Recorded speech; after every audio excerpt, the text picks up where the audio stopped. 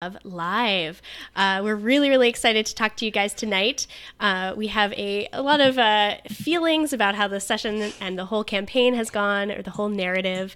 And of course, we have some exciting props today that we're excited to talk about. So please bring us your questions. This is our last development mode and live session, although we will have one last live session that will be after the finale of the whole narrative. So please stay tuned and bring us your questions tonight. Why don't we say hello, everybody? So I'm here. I'm Darcy. I'm playing the Cicatrix, in case some people are newer. Welcome. And Sean, do you want to tell us about your character? I play Seru. He's a weaver who splinters into fragments, and he's making an awesome sword. Excellent. How about you, Shanna? Who do you play? I play Incalia. I'm a logivore, which means that I eat knowledge, particularly in this case, books. That's my thing. And I'm a maker, so I make all kinds of cool things. Awesome. And how about you, Monty? What's your role here? I play everybody else. Curse you. You play our assailants and also our allies. I guess I can't fully curse you. You gave me Thay, who's my library buddy, who I'm in love with. All right. She's very cool. She's so cool. So we've already got a couple questions in chat, which is really lovely. As we just saw some development modes scenes, do we want to talk a little bit about like how those go and our experiences with them, so we can kind of pull the curtain back a little bit? So one of the questions was, with these side scenes and downtime and development modes, what's the limit there? What can one do? Monty, do you want to talk about, like, as a GM, how you, like, what's the limit on a development mode scene? Like, what can happen? So, I mean, the short answer is there aren't any limits. But the more practical answer, this is Thay. Oh, I love her so much. Oh, with her ravens, the two, the white and the black. Yeah, she has a raven and a dove. But the practical answer is that a development mode scene is basically one thing, right? It is one.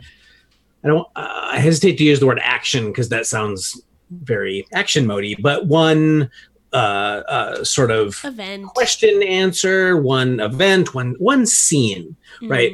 Something that you can imagine happening in a scene in a TV show or a movie or a book. Is what a development mode scene is. But the real truth of it is there's no limit to how many development mode scenes that you can have. The only limitations are what fits into the story, right? What the players want to do, what the players want the characters to do, what the characters can handle, if they've just decided, okay, well, we'll get back together again in 2 weeks or 6 weeks or whatever, right? And oftentimes what really ends up being the thing that determines how long that is learning new things, because learning new spells, learning new secrets, learning new skills, all those things take time, and that's based on the level of the thing. And so it ends up being that in the course of an Invisible Sun narrative, you might have, if you were going to track it, right, it might be like 2 or 3 days of going out and investigating dangerous things, and then 5 weeks of studying, right? But of course, that's handled really, really quickly. And it also plays into the narrative that I kind of love, which is that Vizsla, ultimately, they're not adventurers, right? They're all a bunch of nerds. We don't know anything about that. You have to really imagine yourself to be a nerdy person. Well, that's why it's role playing. It's true. Yeah, and I kind of really like the fact that you're expected to have that kind of downtime, because it's also room to do some of my individual things, right? If I know that Sean is going to go make something that takes 4 weeks, that inspires me to say, well, what could the Cicatrix do for 5 weeks, right? And I like the room that presents, and it means it feels like I don't feel like I'm slowing the party by having my own side adventures, right? It's expected that we can all do our own side scenes or do side scenes together like Shanna and I did. Yeah, and I like that point of view, right? That it gives you a lot of room as a player. I've got another Invisible Sun game that I'm running right now, where one of the players has basically started a business, and so she has a cupcake shop basically, and so a lot of her side scenes are all about that and dealing with that, and development mode gives that a lot of space that would just get totally shunted to the side in another game, right? Because you wouldn't want to spend a lot of table time with one person just talking about her cupcake shop. But because she's the kind of person who really gets into it, it makes the game probably twice as enjoyable for her to have that time in between. So I've been hearing good things about that cupcake shop for literal months. I really want to hear her talk about it someday. Hopefully we can steal her to come tell us about her cupcake shop. Because it's not just cupcakes, right? It's they're Vizsla, like she's a Vizsla who's making cupcakes, right? So it's what can they do? Can you tell me a little about those? She works in sensations and experiences into the cupcake. So like early on, one of the first cupcakes the flavor was when you are falling but then at the last minute catch yourself.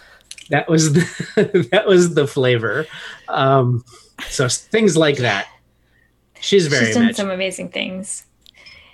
That ties into one of the questions that just popped up on my screen, which is like if some players have more time for side scenes than others. And I think that's a really good time to talk about that, because we should talk about it's Susan Morris, who's a fantastic writer and editor. She's done some D&D work as well.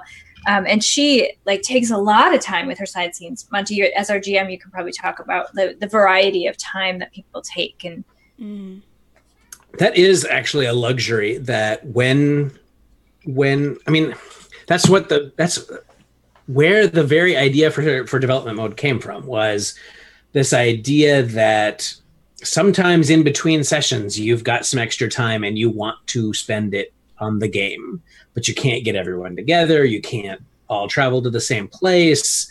So you can do a development mode side scene and you spend 15 minutes playing the game, right? I shouldn't even put that in quotes, right? Playing the game.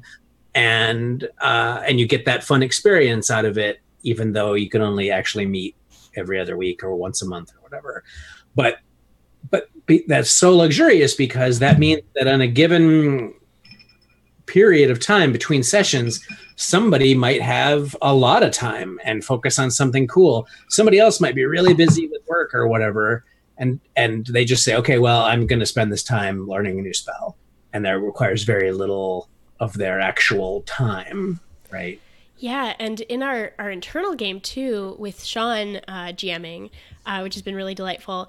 Like I've noticed that my character will have something I want to do, and he will, it'll be appropriate for a development mode scene, but he'll be like, oh, you have this box that needs to be unlocked. And that's not something your character's good at. Like, part of my development mode scene might get me to the point where I get this cool box, but it's got a weird lock. And he's like, you have your friend, Trevor, who is good at locks. And so there are ways for the GM to, I think, bring people in on each other's narratives in development mode that are really cool without taking up table time, unless you're like, okay, this has gotten cool enough. We do want to explore it in action mode. We want to dig into it. So I've loved how it bleeds over into each other's stories and play in action mode too. Yeah. Do we want to talk about, since we're talking about magical and Vizsla takes on food items, do we want to talk a little bit about our Vizsla takes on drink items as well? We were, yes. I feel like Invisible Sun, someone's asking also about details about cool, surreal things that are totally normal to people in the actuality. And I feel like flipping through the section of the book that's the shopping section is so inspiring, right? I've never, shopping sections are fun in any RPG, but it tells you so much about the world that Saturnine is by looking at those lists. So I feel like that's a rich source of fun for us. But we were thinking about themed cocktails we could make, and I think Shanna came up with the first one based on a spell. Was that right? Is that how you got inspired by it? Yeah, it's a spell inspired by a spell, plus the fact that I have like a gazillion pears that need a home. So I just took a whole bunch of pears and I mashed them up with honey and cinnamon and a little bit of ginger and a little bit of maple syrup, and just kind of smushed them all together and then strained them. And then shook them up with some apple cinnamon vodka. Ooh. And you get chalice of weal or woe. In this case, it's weal, thankfully, because woe is not so great. Save that for another night. You never know. You know, when you're experimenting with drinks, you have to assume that it could be either. Oh, you had 5 or 6 of them, that'd be some woe. True. If I had 2 or 3, it'd be. The woe comes later. Oh, excellent. And then I was flipping through the incantations list, which I love. I love the wording on the incantations. They're one of my favorite magical parts of the game. Is if you watched any of our streams, you've heard them. Like just in my development mode scene, I learned you can hear them becoming more, which is about my character wanting to be able to take my magical effects and apply them to more people so that I'm more of a team player, because I kept feeling like, these horrible things were happening to my shadow friend Savion, or, Seru, we were in really dire straits, and all my spells as an apostate were like focused on the cicatrix. It was all cicatrix focused, and I was feeling the desire to get a bit more, have more ability to help my friends, right? And so, but I love those incantations. And as an apostate, I have kind of an easy way of making those incantations that I randomly get into conation incantations, I think, where I can call upon it later. So I was looking through the incantations list, and I got inspired by the blood of Kalum Rate. And I think it's got a cool quote at the bottom. And I was like, okay, so it restores 3 bene to my physicality pool. It's got blood in the title, and its color is green. And I was like, I know green drinks. And so I don't have a lot on hand, but a lovely bartender near me fixed up this amazing cocktail with like lemongrass, simple syrup and chartreuse and a whole bunch of other really delightful things. I have a picture of that on my Twitter. But also, if you want to make a mocktail, Mountain Dew will do just fine. It will keep you going just like any good physicality bene should. So, hot tip for you at home. Can someone read the quote that's on the bottom of the card? I can't because it won't get big enough, but it's really let's see. Cool. I can lean really close. Kalum Rate was a demon sorcerer of ancient times, known for his stamina. Right? Caffeine keeps you going. Caffeine. Yeah. Are you suggesting that there's a double entendre in there? Is that what you're doing, Shanna? She would never. I was trying to make a straight face. And found herself incapable. I am incapable of straight faces. Awesome. So, chat, we're fully expecting you to come at us with your great surreal ingredients and ideas for recipes. So please come at us. And if you have signed up for the directed campaign, the directed campaign may very well have a whole section on Vizsla drink recipes, food recipes, things like that. Just saying. In addition to other things we can't talk about, but oh my goodness, this thing is going to be pretty wild. I'm going to put a link in the chat. So Monty, you've been like pretty hard at work designing around that. Is there anything you can tell chat about things you're excited to see hit people? One of the most useful things, obviously there's all this story content and NPCs and stuff that people are kind of expecting to help them run the game.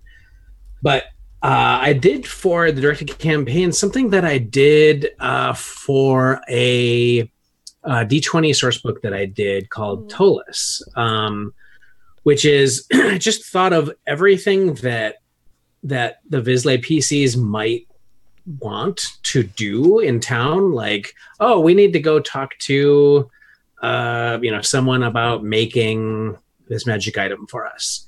We might have to go study new spells. We might have to go to, so it's just a list of needs that the player characters will come up with, and then a place to go, whether it's somewhere brand new that's in the directed campaign or just simply a page reference to a book that's going to be in the Black Cube.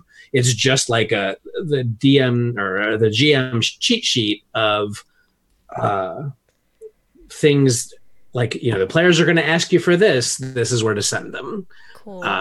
And services and fulfilling various needs, and some of them are a little off the wall, but Invisible Sun's an off the wall kind of game. So, oh man, absolutely. And perhaps one of those people who provide a service may want, if you as a GM, at least this is what I'm going to do, right? I'm going to look at that list and say, oh my gosh, I need the players to meet this person. So maybe that person reaches out to the players by like, course, right. I'm the local apothecary and I need an ingredient. Like I've heard that the Order of Honed Thought is really coming up in ways and might be able to help me, right? So someone's asking about, Rourke is asking, will the directed campaign still be useful if you can't meet weekly or regularly? And it seems to be really designed to, like, if you have to take hiatuses, that content's not like going away. It'll wait for you, right? Do you want to talk about it? Is the process is built in. So if you once you sort of push the go button, you'll get new content every month. Mm-hmm. And basically what we decided was the assumption is that you're going to play probably 2 sessions, like meaty long sessions a month. And the reason for that is because it makes it so that, if you're playing every week, there's still probably enough in there for you. And in fact, I always err on the side of giving people too much stuff anyway. So, but the thing is that even if you're only going to play once a month or whatever, at any point you can sort of, I'm over exaggerating, I'm oversimplifying, but essentially you push the pause button, right? And you kind of wait until your players get caught up. Mm-hmm. And this will become particularly important at certain crux points as the narrative goes on, because there's going to be points where it's like, you need to know, because we need to know, did the player characters save this person's life, right? Mm-hmm. And if they didn't, then that's going to completely change things, and the campaign's going to go off in one direction. And if they did, the other way, right? Yeah. But if your players haven't gotten to that point yet, no problem. You just hit pause, mm-hmm. And then when you get caught up, then you can come answer that question and resume. So mm-hmm. It should not be a problem. Even if you're only playing very occasionally, you're still going to get a lot of benefit out of this. We're trying to make this as tailored to people as we possibly can. Mm-hmm. I'm so excited for it. And for people who may not know, I promise I'm going to stop harping on the directed campaign. It's just, I'm so excited for it. Now I know a little bit of the behind the scenes stuff. So I'm like, I want you all to be as excited as I am, which chat sounds like it is. But like, there are going to be physical mailings, right? It's not just the digital content. It's going to be real. And like, I have my first Black Cube in my house now. So, oh my goodness. And like, there's a whole props folder. So I think handouts and, just how Invisible Sun is about celebrating the experience at the table when we can all get together. Man, that thing is wild in how much there is to just touch and look at and love. So get excited for handouts. Yeah, I'm excited about that stuff too. And the physical mailing, so you're going to get a lot of handouty stuff that you can print out yourself. Mm-hmm. Then the physical mail out will be, I think you get 4 of them over the course of the year, and these are things that you can use, and they tie directly into what's going on in the narrative. And they're things that you can't just print out, right? They are going to be cool physical objects that you're going to be able to use at the table. Maybe more cards in addition to everything else, right? Which is, once you guys get your hands on the Black Cubes, more cards will be a more exciting thing than right. Oh man. Okay, my temptation is to keep like talking about stuff that's coming on down the line. We should probably keep talking about the Raven Wands that you have. We're about to hit the finale. So, Bruce isn't here because he needs to go process some more feelings he had, because the last session was, intense. So we met Warwick Clay, Savion's dad, who has been, a horrible influence in his life, forever. And Bruce has lost the only memory he had of his father's kindness to him. Good memory. Yeah.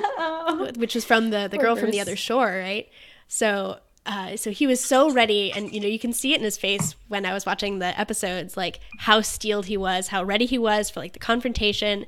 We have these wild demons coming after us in this cool, terrifying red sun fortress, and he it got really dicey there for a while, but he ended up capturing Warwick Clay in his cage, and that's when his father starts saying, I've been possessed. That wasn't me, my son.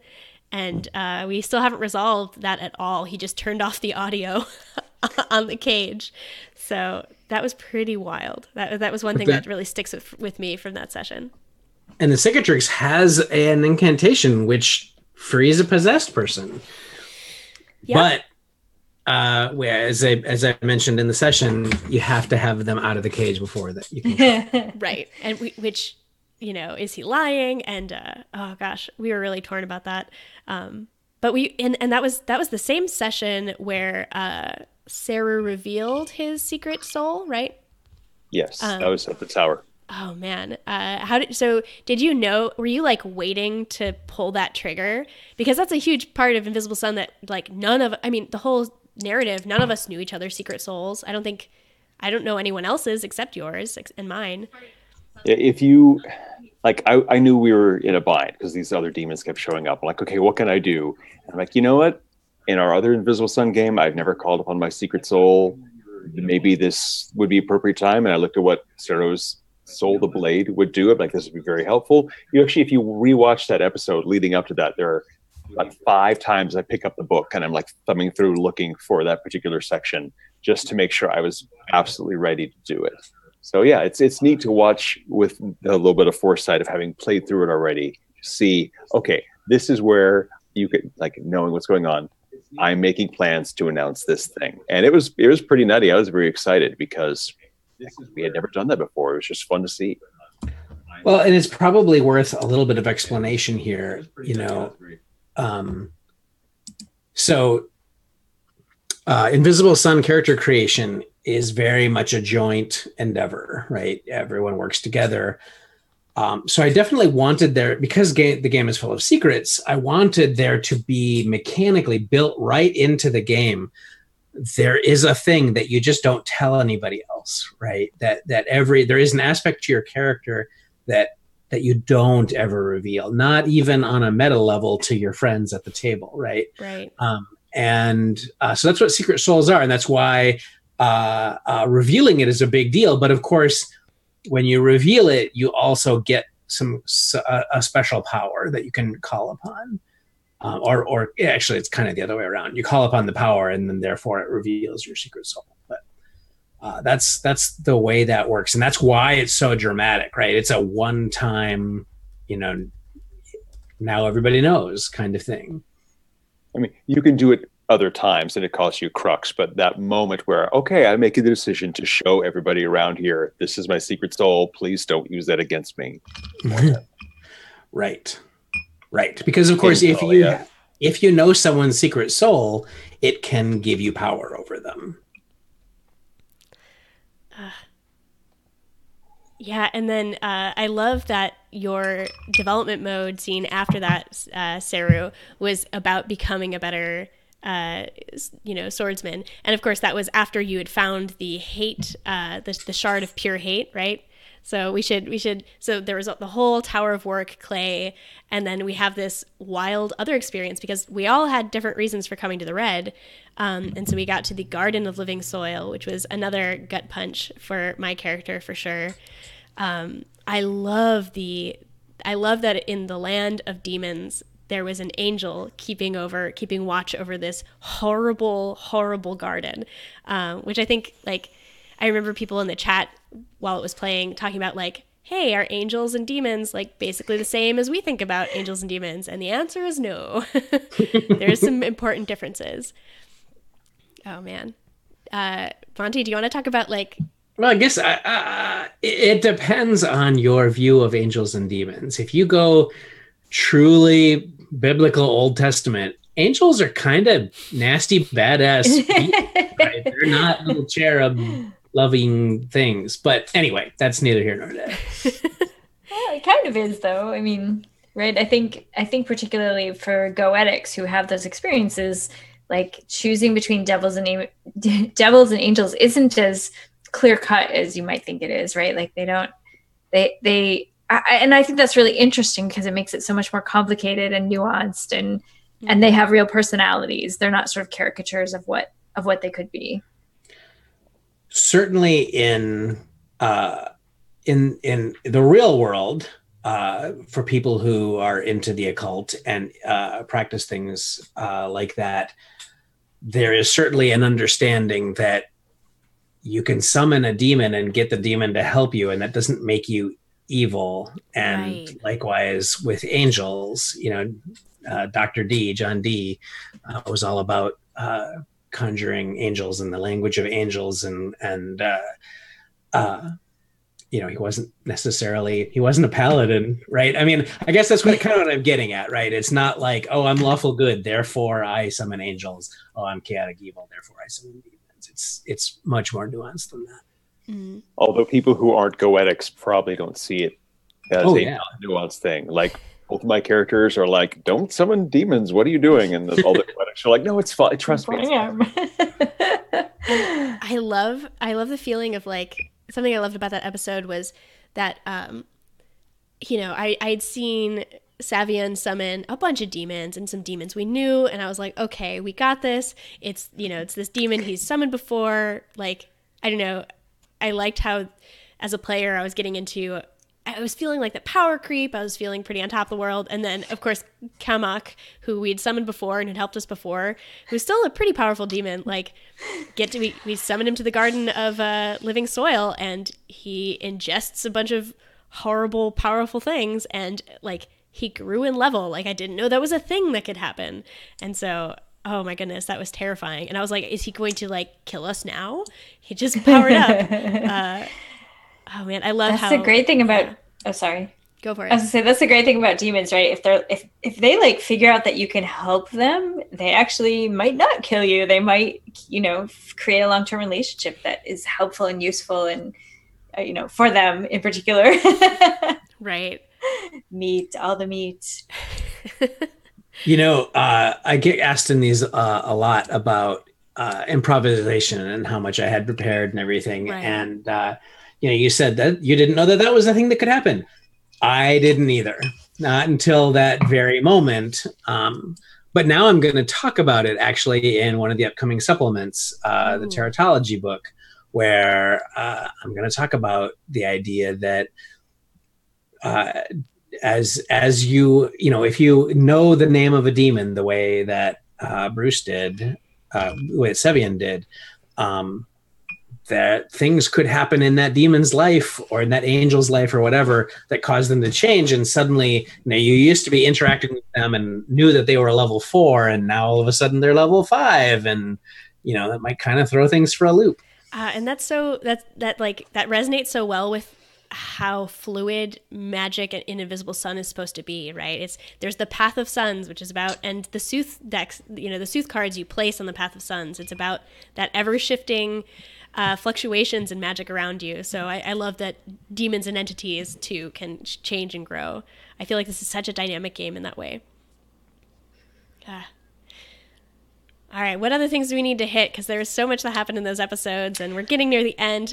Please chat if you have some other big questions. Throw them at us. So fast. I know. We're getting near the end. I totally wanted to talk about like ghosts and stuff too, even though I know that's not in today. But like, because your ghost girlfriend, and then in our session last week, Sean's character Callahan died, like in front of all of us, got killed and became a ghost, and like it was so intense, and it was the most amazing thing. And like Dead is so interesting in Invisible Sun that like it has its own it has its own life, weirdly to say. I love that so much. Yeah. Well, the thing that I'm most happy with in Death and Invisible Sun is that at no point, even though Sean's character died, at no point did Sean have to like get up and leave the table and go watch TV or whatever, right?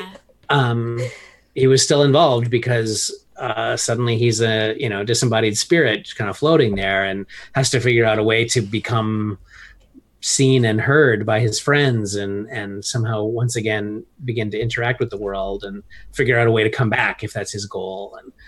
And I think that's it was super fun after we got over the tears. Sean, do you want to talk about it at all? Like, so you died, and then what happened? Well, he got hit by a spell by someone who we should not have been fighting. He was way too powerful for us. We were supposed to like do this one thing and then leave, and we had to stick it around, and he just hit me in the right front part of my brain with the spell. One spell killed me right away. He didn't even get his death curse off. Right, I tried to get a death curse, and he's just like, whatever, weakling. Whoa.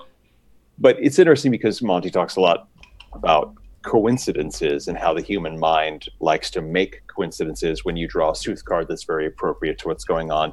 Earlier in the session, we were trying to figure out a way, because our team had split apart. We're trying to find a way to talk back and forth without having to keep casting communication spells. And so Bruce's character bought 2 etheric telephones. But these are like old style, like it's a big heavy thing and a handset. Well, you could walk around with those and call each other on them. Well, etheric devices, like they're powered by the ether, and ghosts can communicate through those. So Callahan died. It's like, oh, I'll just make the phone ring, and they pick up the phone, and it's like, hey, I'm right here. That's what we were talking to Ghost Callahan on these like old school rotary etheric phones, and it was amazing. It was amazing. And every time I wanted to say something, I have to go ring ring, so they would actually like pick up the phone.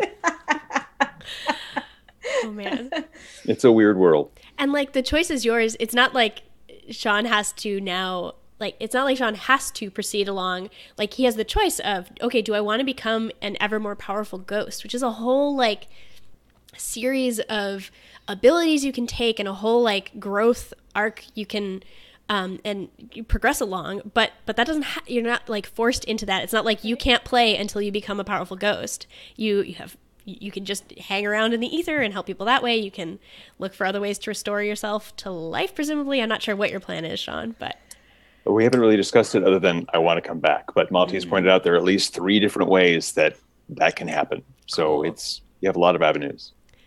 Well, here's something else that I actually really like about Death and Invisible Sun. And that is, so there are skills and secrets that you can learn that you can only learn as a ghost. Mm-hmm. And those don't go away. So if, for example, Callahan comes back, but he's learned all these special ghost abilities and whatnot, if he dies again, he has automatic access to those things, right? And so if he's already made it so that he can make himself visible and audible and whatnot, the next time he dies, if he wants to be, he's just there, right, as a ghost. And if you take that a step further, eventually that could become just another strategy for if there's a situation where Callahan says, I really have to sneak into this place, if I was a ghost, I could just walk right through the walls. We are such good friends that we would make that happen for Callahan. But that's why there's like a first or second level spell in the game where you just die painlessly. It's for those people who have figured out a way to make death work for them, right? I love that line. Make death work for you. There should be like a cosmetic company in Saturnine that's like so cute. The death hairdressers and nail salons. It's so good. And I think that's, if we do end up getting to do a season 2, and we'll definitely at least be doing a live show of this at GenCon, which I hope if anyone's going to GenCon, they will attend. Definitely come to that. Amazing. Oh my gosh. But I know that the Cicatrix, is interested in connecting a little more with her ghost girlfriend who does not want to leave the Pale. So, me looking into ways of dealing with death and, angering more people in the Pale about my having left them once already is definitely something I want to go down. And I learned Palingenesis, of course, which is restore is a nearby ally who has just died to life, I believe. So and I love that flexibility as an apostate too. Although I bet all the other orders feel similarly open-ended. You know, like I can just when I joined the session 1 or the first session, like I had no idea I'd be so interested in death, and now like I don't feel locked out of exploring that as a player, and I really like that. I could go dive into being a like Vizsla studying the dark, or studying the death, or still being a jack of all trades. They're all really valid paths. There's also sorry, Sean, go ahead, John. Nope, I was just getting excited because there's this, I can't remember, Monty, if it's a spell or an incantation where you can like bring everything in a small area back to life. And the note on it is like, you bring everything in this small area back to life. And the note on it has something to do with be wary of what you've eaten in the last like 24 hours or whatever. And the first time I read that, I was just like, oh, like this amazing idea that like all the things, you know, if you've eaten meat and then you bring everything back to life. Like it was just this amazing little note on this card that kind of like made me fall even more in love with this game I was already in love with. I can live the nightmare of a watermelon growing in my stomach from a seed. I can live that now.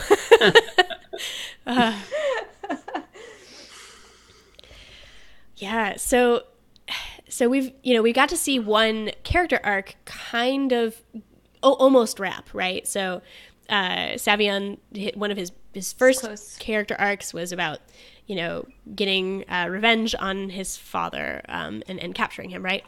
So, but everybody moved along in their character arcs. I found the fact that we found a legacy cache, which we haven't even talked about yet. So much goes on in a single session.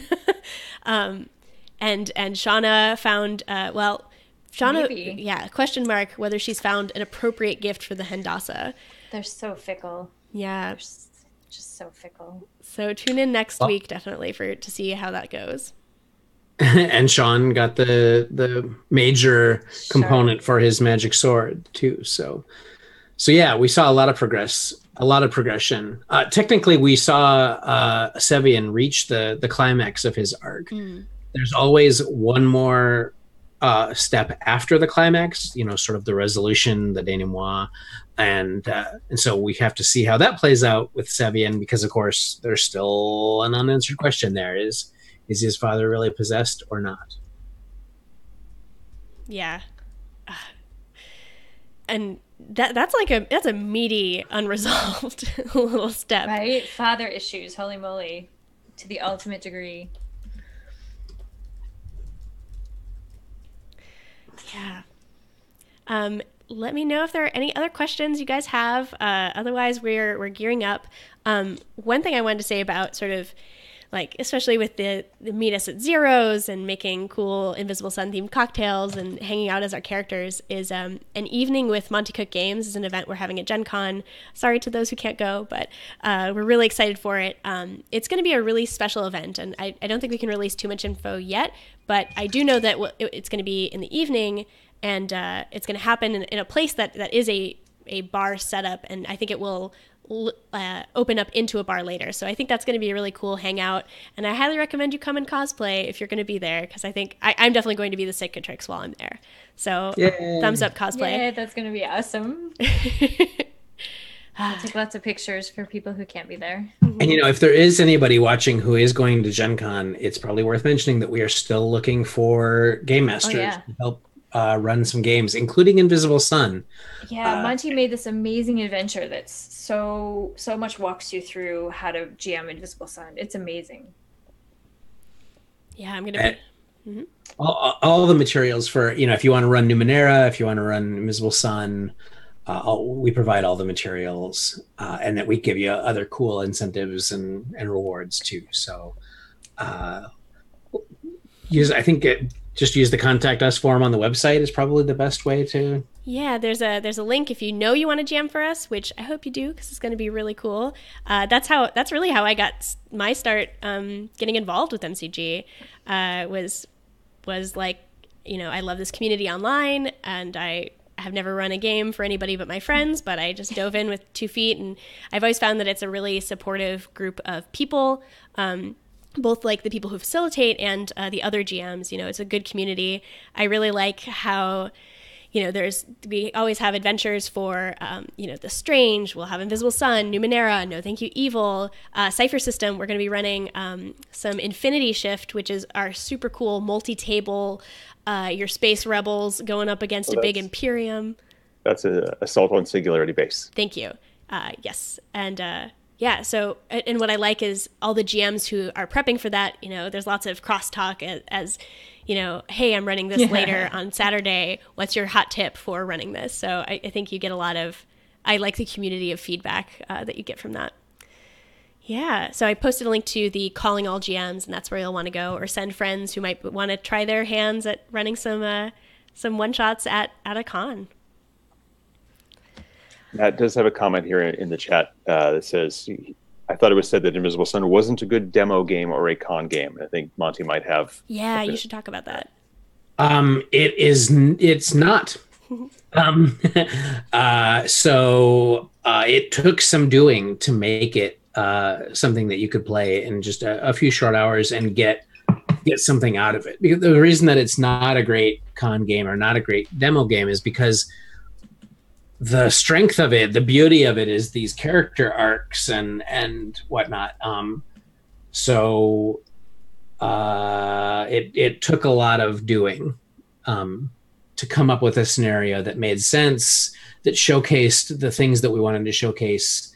But we did. So it as you can imagine, it kind of starts out in media res, with people already almost reaching ends of their character arcs, and stuff's already going on, and there needs to be some resolution. Yeah, which is a little sad because so much of the fun of Invisible Sun is that first session and how players get really invested in setting up, like, who is in Satyrine, who are your neighbors, right? That first, and actually last GenCon we ran some kind of light samples of like what a first session would be like, where we had a big room full of people, and we were basically, a table would be a single player, and we were talking, that table is the apostates.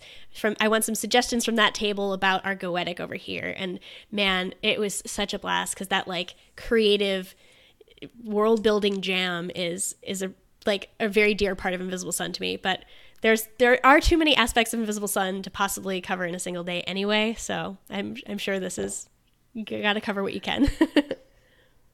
Yeah, this is probably the only sort of adventure one-shot thing we'll ever do for Invisible Sun too. So like, because it's just so specific and unique. It's really great. It's really great for your first time playing or your first time GMing, I think. And Monty just did such a neat job with making it work. And so it's like the great dessert at the end of the meal, and then the hope, of course, is that you'll want to just go off and start your own meal and go through the whole thing. So yeah, oh man, I'm so excited. And GenCon will be the release of Book M, right? We're looking at Merong. No. Oh, my bad. No, after that. Oh, sorry. It'll be after GenCon. Ooh, my bad. But we are in the middle of proofing it, so we're getting really close to that being done. Yeah. Yeah. We actually just posted, if you guys back the Kickstarter and don't look at the updates, go look at the update today, because we posted the front cover, the front title page of Book M, and it's freaking gorgeous. It's so beautiful. Bear just did a beautiful job with it. So good. Oh goodness. Yeah, well, okay, when is the Evening with MCG event? I'm going to repost that should be, I always forget which day it is, but I have the link to all of our events. I'm pretty sure it's Thursday night, right? Thursday. Seems right. And if any of you are at Origins, I will be there with Charles, so definitely come find us there. And Shanna will be at Gamehole Con. Monty, are you going to be there too? Monty too. Cool. Mm-hmm. So, and Dragon Con this year. Yeah. Mm-hmm. Both Shanna and I will be at DragonCon too. Yep. Perfect. All the places. Yeah, and then hopefully we will see all of you back here for our final Raven Wants What You Have live show. That's going to be in 3 weeks after these next 2 weeks of the final session. So and and the black cubes are on land, so it's possible that by that point, if you're a Kickstarter backer, your black cube might be on its way to you. Oh, which is pretty exciting. You may have a very different suite of questions as you're all digging through all the secrets. That's exciting. Excellent. All right. Well, I think we should probably wrap. Thank you so much for joining, everybody. Our other little announcements are that, of course, con's coming up. We hope to see you there. We would love to have you run some games with us, come play some games with us, and be at our events at GenCon. Definitely tune in. These next 3 weeks are going to be very exciting. In 2 weeks from now, Monty, on Tuesday, Monty will be starting a whole new Numenera campaign using the Discovery and Destiny new material. And part of what I'm so excited for that is I love how these development mode scenes have been letting me see things grow and think a little more long term. And, Invisible Sun in general has made me think about characters growing over longer time periods than I'm used to. And, Discovery and Destiny, it's thinking about communities and building, my character wanted to restore the Order of Honed Thought, thinking about building structures and more long-term ideas is definitely something that Numenera Destiny is going to let people do in a really cool way. Same with crafting, right? We have, if you like the makers, think about, the cool new crafting rules coming in Numenera Destiny. Ooh. So that's, that's going to be happening. We'll have more details about those new characters coming very soon. This coming Tuesday, we will be having an interview with Bruce Brenese. He is an landscape illustrator who's done a lot of the cool landscape pieces for Numenera Discovery and Destiny, and a lot of the Elamir. I can't remember if he did the Elamir maps. Yeah, he did the Elamir sort of growth of that community. And so some of his art has just been so inspiring to me.